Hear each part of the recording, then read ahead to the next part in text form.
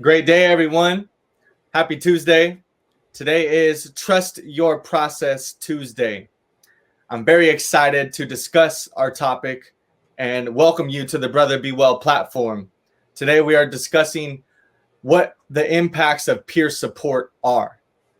As always, I'm your host, Justin Martinez, and with me today is a very incredible guest. His name is Mykel Gayent. He's a Brother Be Well advisor and content contributor. What's up, Mykel? How you doing? Oh, I'm doing very well, Justin. Thanks for having me. And I just want to say that today I decided to be happy. Hey, come on now. That's it, baby. Every day we got to earn it, right? That's right. I'm learning that habits build happiness, so I'm trying to keep those habits flowing and keep them growing. So I appreciate that. Thank you. Let's talk about this topic, peer support, and let's help our audience understand what peer support means. Let's define peer support for them, and I'll let you take it away, and then I'll jump in right after you. Well, I have to take it from my own personal perspective. When I was entering my recovery from mental illness, what I found that I was assigned psychologists or psychiatrists. Mm-hmm. I couldn't relate to them, So for me, my perspective as a peer is someone that a person can relate to for whatever reason, whether it's cultural, whether it's environmental, mostly cultural. Yeah. It doesn't mean that I have to have a black psychiatrist or therapist, but culturally we have to have something in common. Peers are not clinicians. And peers are someone who have lived similar lives to me, and that's that's the person I want to hear from. I want to know, what they've gone through that I might have gone through, as opposed to what someone has learned from a book. Now, I'm not taking away anything from a clinician. They are valuable. They are very valuable people in this industry. Yeah. But for me, I want somebody that I know that I can talk to. I can call when I need them. And we develop a relationship, and that's what a peer means for me. Mm-hmm. No, that's a great point, because I feel like we need more than our clinicians to support us. The clinicians can only do so much with a certain amount of time or resources that they have.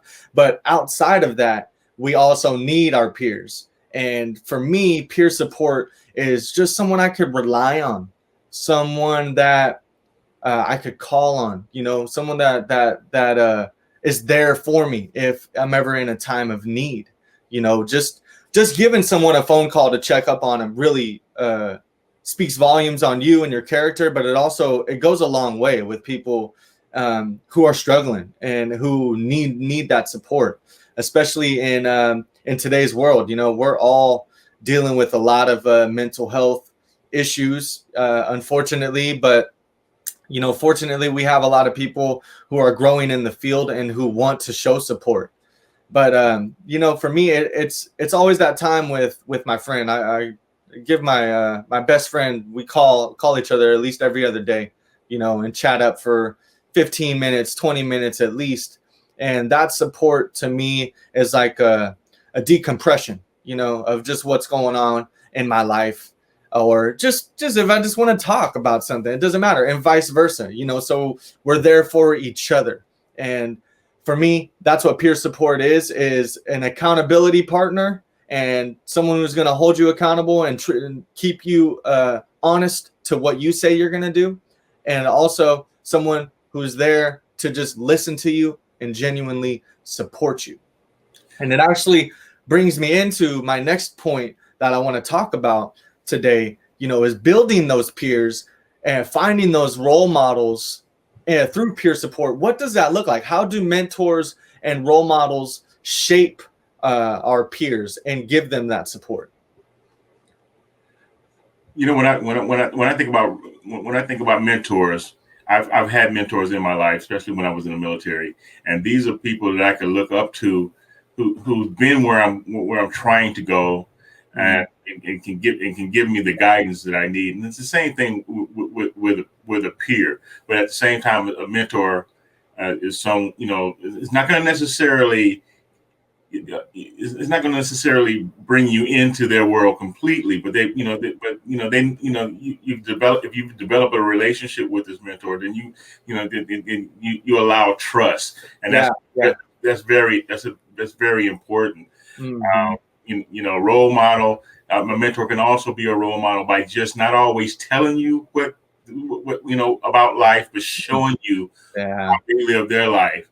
And especially when it's positive. A